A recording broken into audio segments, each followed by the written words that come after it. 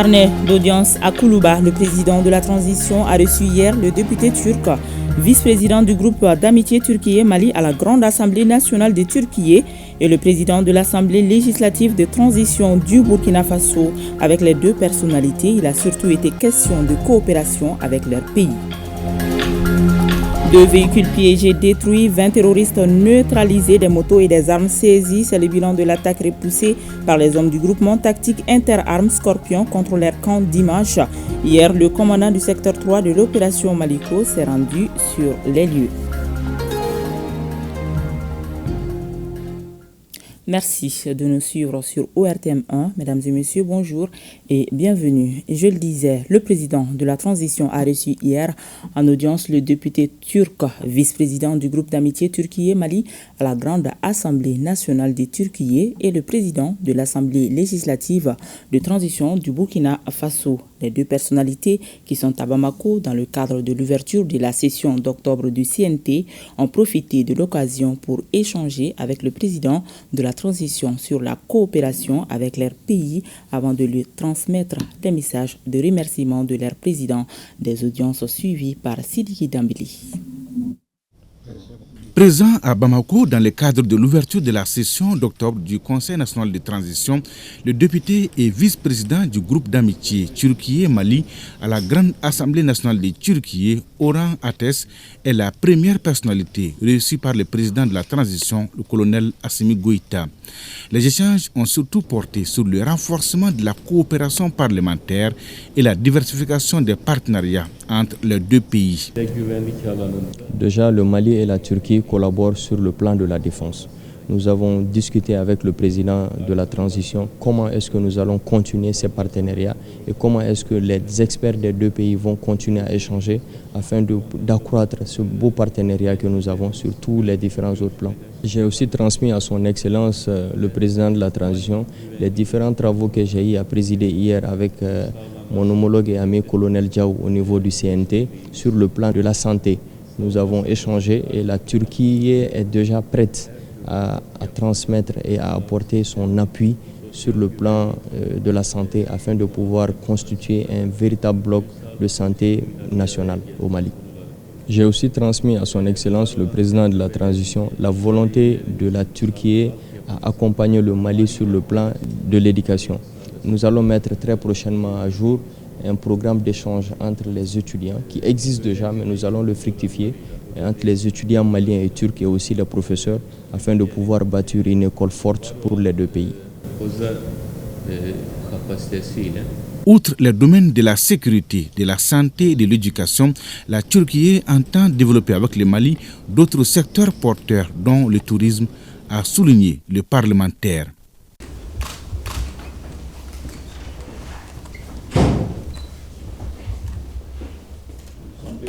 Le renforcement de la coopération parlementaire, une des directives des chefs d'État de la Confédération des États du Sahel, voilà le sujet largement évoqué par le président de la transition avec la deuxième personnalité du jour.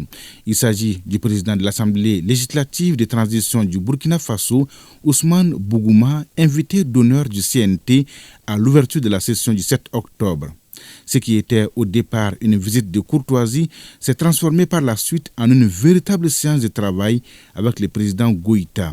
Une séance de travail, ça n'a véritablement été une, puisque nous avons eu l'occasion de bénéficier des conseils avisés de son Excellence le colonel Assimi Goïta, qui nous a surtout indiqué quel devait être le rôle que les parlements de transition doivent jouer dans le cadre à la fois au niveau national, mais aussi au niveau confédéral. C'est vous dire que nous ressortons de cette audience très édifiés, très contents. Je voudrais saisir cette heureuse occasion pour remercier son Excellence le colonel Assimi Goïta, qui nous a fait la fraternité de nous recevoir et surtout qui a pris le temps de nous donner ces conseils qui constituent aujourd'hui pour nous comme un programme de travail pour les différents parlements de transition. Je voudrais aussi saisir cette opportunité pour remercier mon frère, le colonel Malik Diaw, qui a facilité cette audience, qui nous a fait la fraternité de cette invitation et à travers eux remercier tout le peuple malien pour l'accueil chaleureux et toute la fraternité manifestée pour moi et pour toute ma délégation depuis que nous sommes arrivés à Bamako. En termes de perspectives, le président de l'Assemblée législative de transition du Faso, Ousmane Bougouma, a donné l'assurance au président Goïta que les travaux sont en cours pour la mise en place rapide du Parlement de la Confédération des États du Sahel. C'est parti pour la campagne de présentation des activités du Grand Bamako dans le cadre de l'intercollectivité entre la mairie du district de Bamako, les 6 communes de Bamako et 19 communes périurbaines.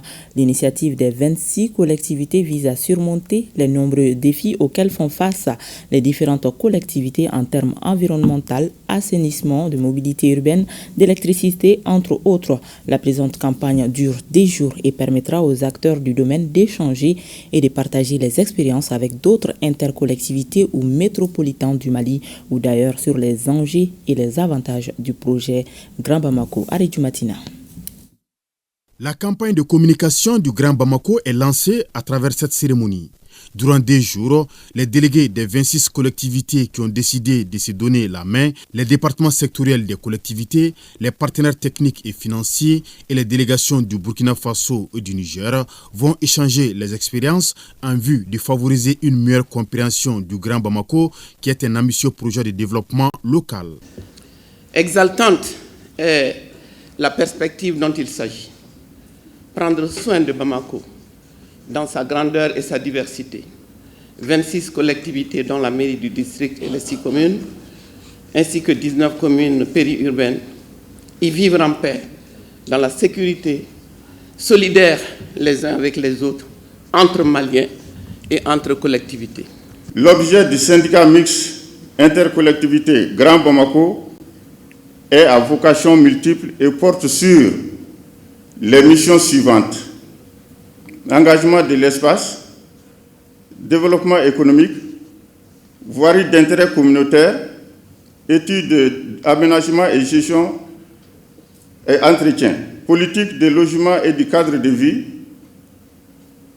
collecte, traitement et valorisation des déchets, protection et mise en valeur de l'environnement. Avec comme thème Grand Bamako, un pont entre zones de production et zones de transformation et de consommation, l'initiative est saluée et accompagnée par des partenaires.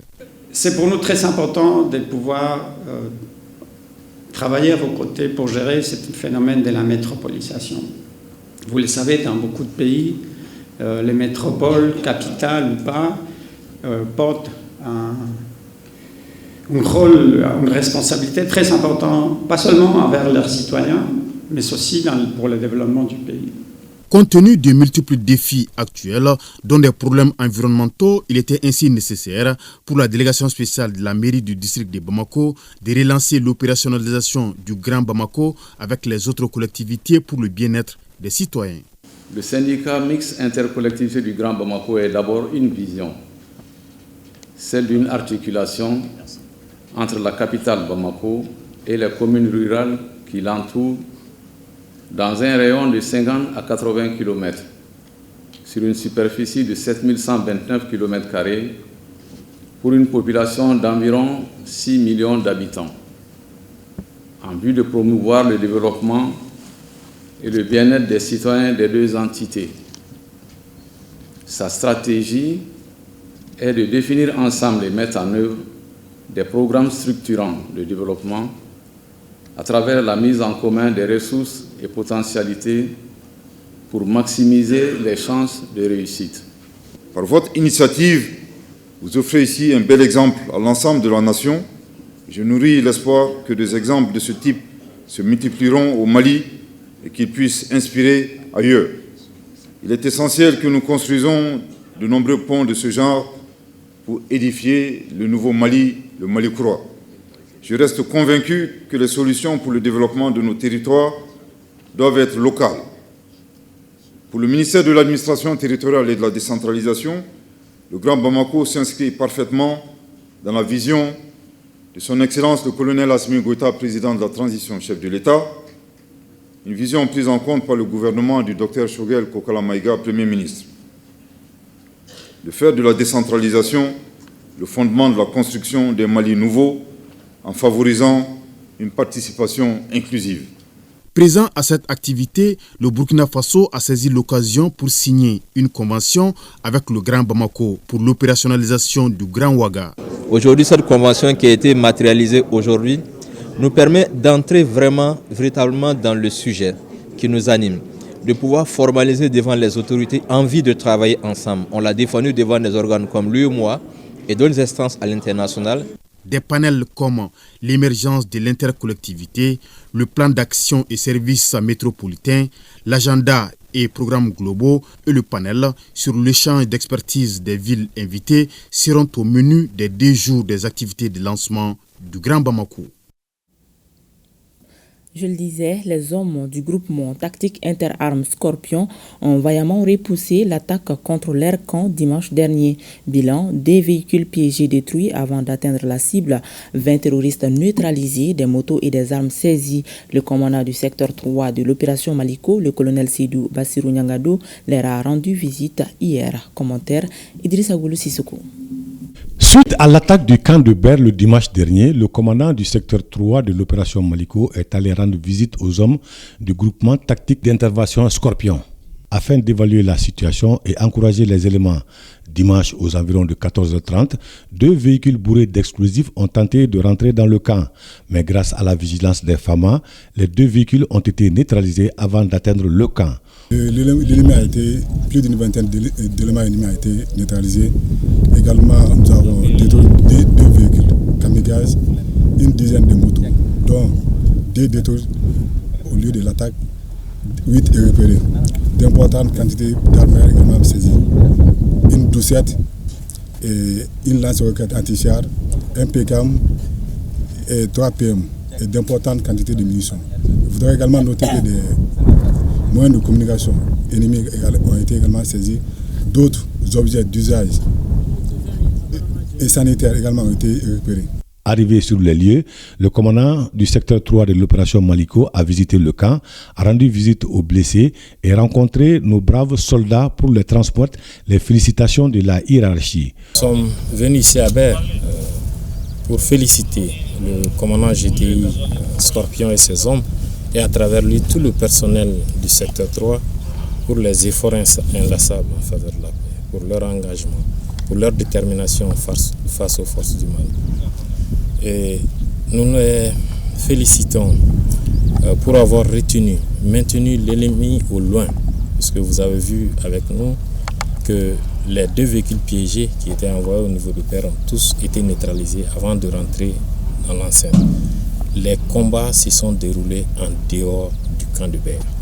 Et nous avons pu mettre l'ennemi en déroute qui a décroché, laissant derrière lui des blessés, laissant derrière lui des morts, des moyens roulants et du matériel saisi sur l'ennemi. Et c'est de ça qu'il s'agit. Chaque fois que l'occasion se présente, il faut infliger le maximum de pertes à l'ennemi. Et par la même occasion, l'équipe qui a tiré des obus sur l'aéroport de Tombouctou a été poursuivie, pourchassée et détruite à 105 km de Tombouctou. Et c'est cette dynamique qui va se poursuivre jusqu'à l'anéantissement total des forces du Mali. Nous avons aussi visité les blessés, malgré que c'est des blessés légers, nous les souhaitons prompt rétablissement. Vous les avez vus, ce qui dénote que réellement les gens se sont défendus et aussi des infrastructures qui ont été un peu dénaturées dû au fait du souffle de l'explosion, puisque le camp est à base de Corimec. Donc avec le souffle, nous avons vu qu'il y a eu quelques dégâts, des dégâts minimes qui seront très bientôt mis à l'état. Nous avons aussi apporté du soutien, des munitions au camp de Ber pour la poursuite des opérations. Et sur le théâtre du secteur 3, les opérations vont se poursuivre. Les opérations de patrouille de nettoyage vont se poursuivre et l'ennemi sera poursuivi partout. L'on peut dire que grâce à nos vaillants soldats, la situation sécuritaire à Ber est sous contrôle. Le chef d'état-major des armées informe l'opinion que dans la matinée du 8 octobre 2024, aux environs de 11 h, les FAMA ont déjoué une embuscade neutralisée un important groupe armé terroriste à 17 km à l'est de la ville de Tombouctou sur la route de Ber. Ces terroristes, afin de venger la cuisante défaite subie lors de l'attaque contre les FAMA de Ber le 6 octobre 2024, préparaient une embuscade contre la mission du commandant du secteur 3 de retour d'une visite autorisée à Ber. Les FAMA, grâce à leur vigilance, ont déjoué ce dispositif d'embuscade au prix de quelques blessés légers. En revanche, plusieurs terroristes ont été neutralisés et une importante quantité de matériel saisie. 46 pistolets mitrailleurs, une mitrailleuse de 12,7 mm, un mortier de 60 mm, d'importantes quantités de munitions et divers matériels de guerre, y compris des matériels d'engins explosifs improvisés. Le chef d'état-major des armées souhaite un prompt rétablissement aux blessés FAMA et rassure que la recherche et la neutralisation des terroristes continuent.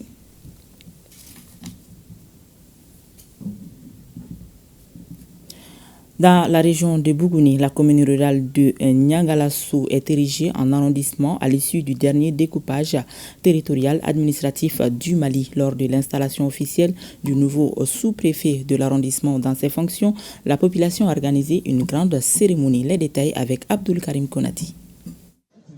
Situé dans le cercle de Kadiana, région de Bougouni, Niangalassou a été érigé en arrondissement à l'issue du nouveau découpage administratif du Mali. Pour immortaliser et magnifier cela, la population a organisé cette fête à l'occasion de l'installation officielle du tout premier et nouveau sous-préfet de Niangalassou dans ses fonctions. L'objectif est de montrer à la face du monde la joie de la population d'une part, d'autre part témoigner l'hospitalité légendaire de Niangalassou au nouveau représentant de l'État.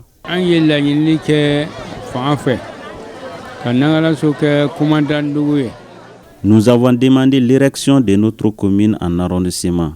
Dieu merci, cela a été réalisé. Ici, il n'y a que la cohésion et l'entente entre la population. Nous souhaitons la bienvenue au nouveau sous-préfet.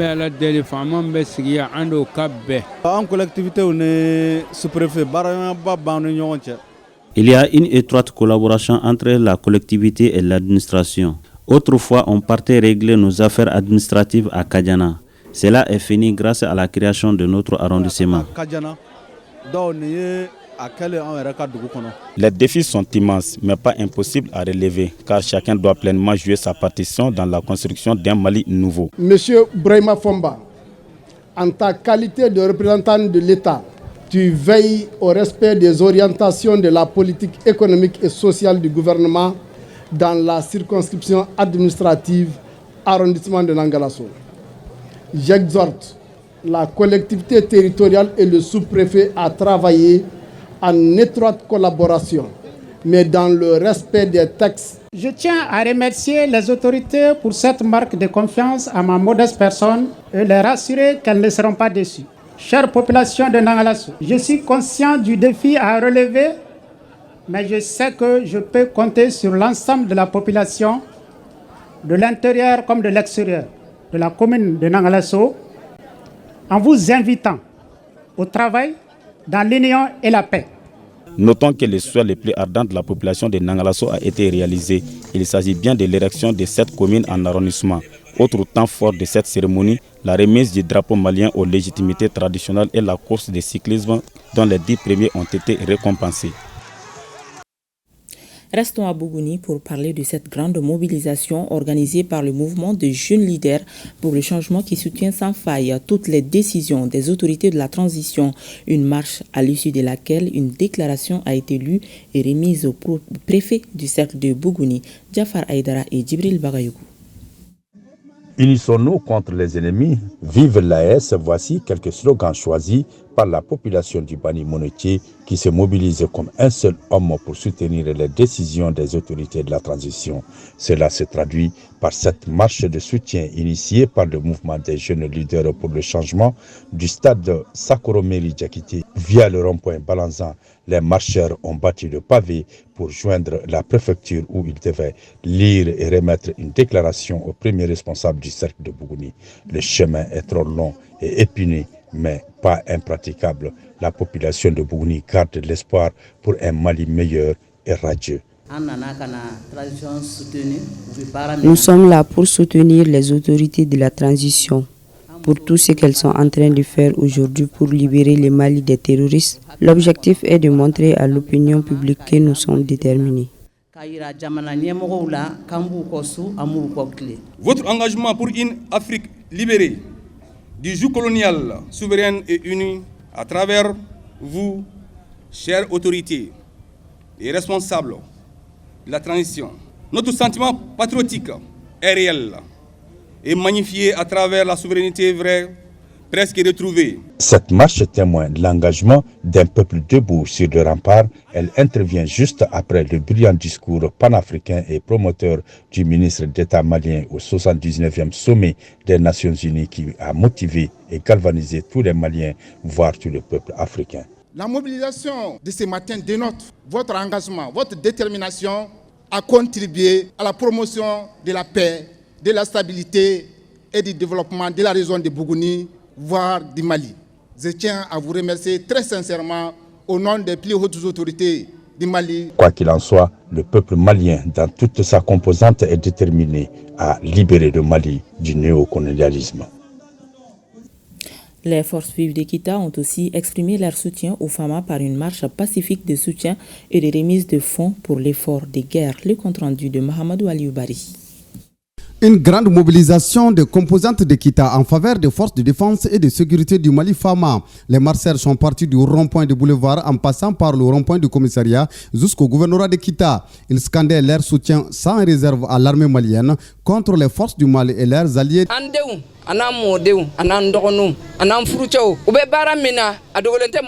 Nos enfants, petits-enfants et épouses sont en train de faire un travail de combattant sur le terrain malgré les difficultés.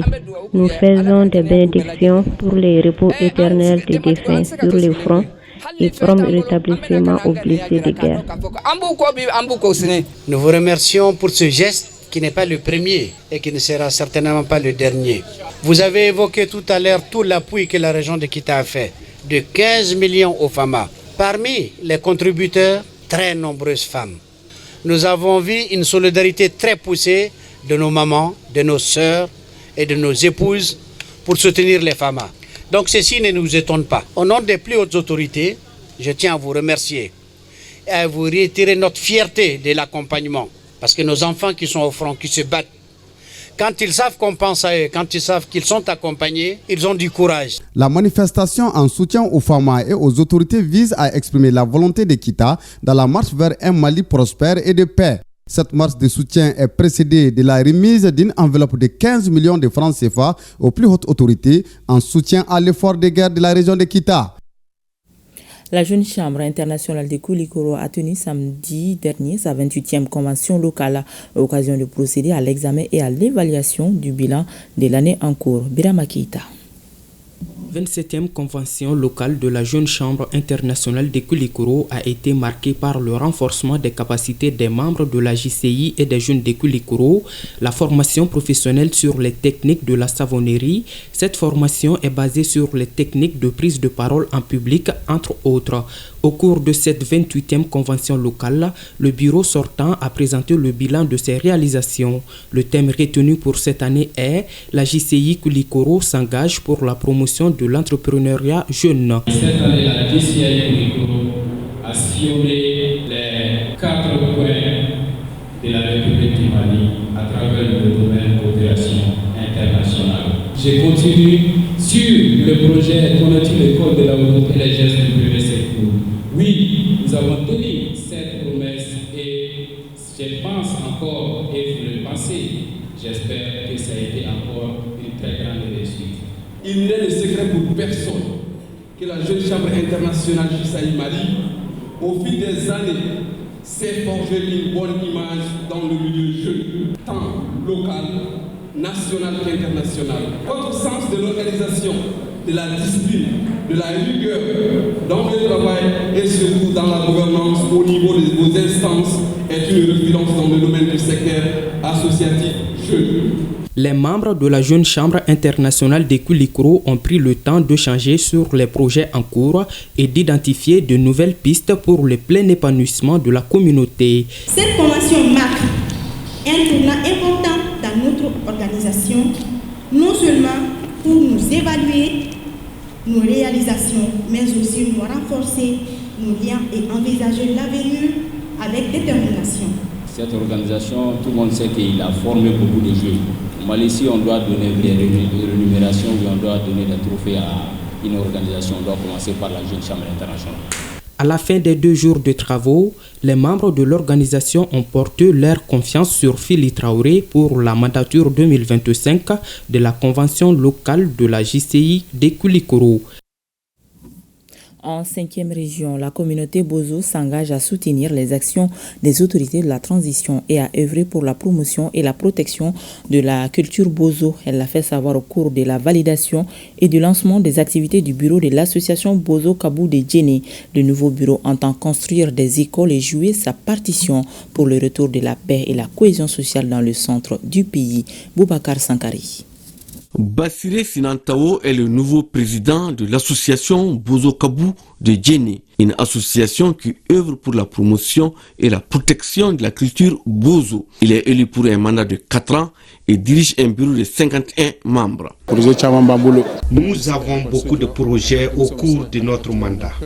Tout d'abord, nous comptons construire des écoles avec l'appui des partenaires. Ensuite, nous apporterons notre soutien aux autorités de la transition pour toutes les actions en faveur du développement de notre pays.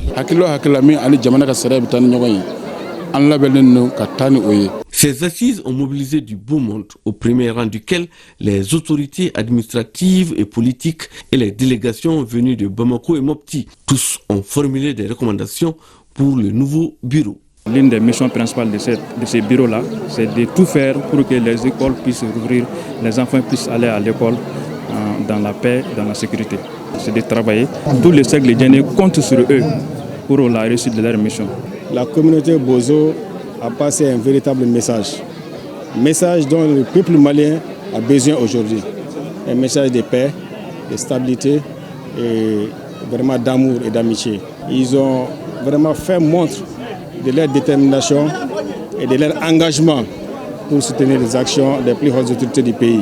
Autre fait marquant, cette cérémonie de validation et du lancement des activités du bureau de l'association Bozo Kabou de Djéné, la remise d'attestations de reconnaissance à certains invités pour leur contribution à la promotion de la culture Bozo et la prestation d'artistes.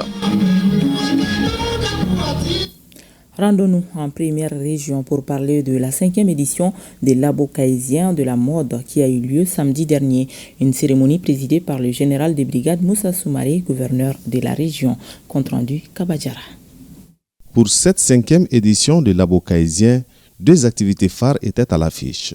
Il s'agit du traditionnel défilé des jeunes créateurs et du concours Top Model qui met en compétition des stylistes et créateurs. C'est pour montrer aux Caïsiens et Caïsiennes leur savoir-faire. Le slogan de cette célébration de la mode africaine qui a enregistré la présence des stylistes créateurs sénégalais, nigériens, guinéens et maliens est non à la migration et oui à l'entrepreneuriat jeune. On peut rester à Caille et devenir quelqu'un. La migration n'est pas une solution, mais l'entrepreneuriat c'est une solution. L'entrepreneuriat te permet de visiter l'Afrique, l'Europe et de partir là où tu veux dignement. Et tu pars fièrement. Et tu reviens encore construire ton pays.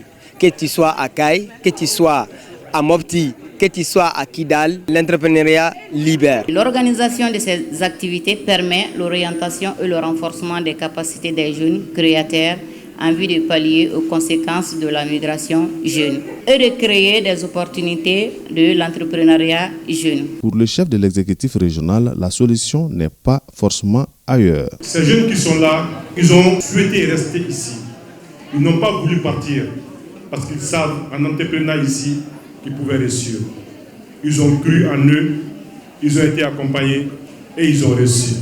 Ce que nous avons vu ce soir, c'est de la réussite. Ce que nous avons vu ce soir, ça donne de l'espoir.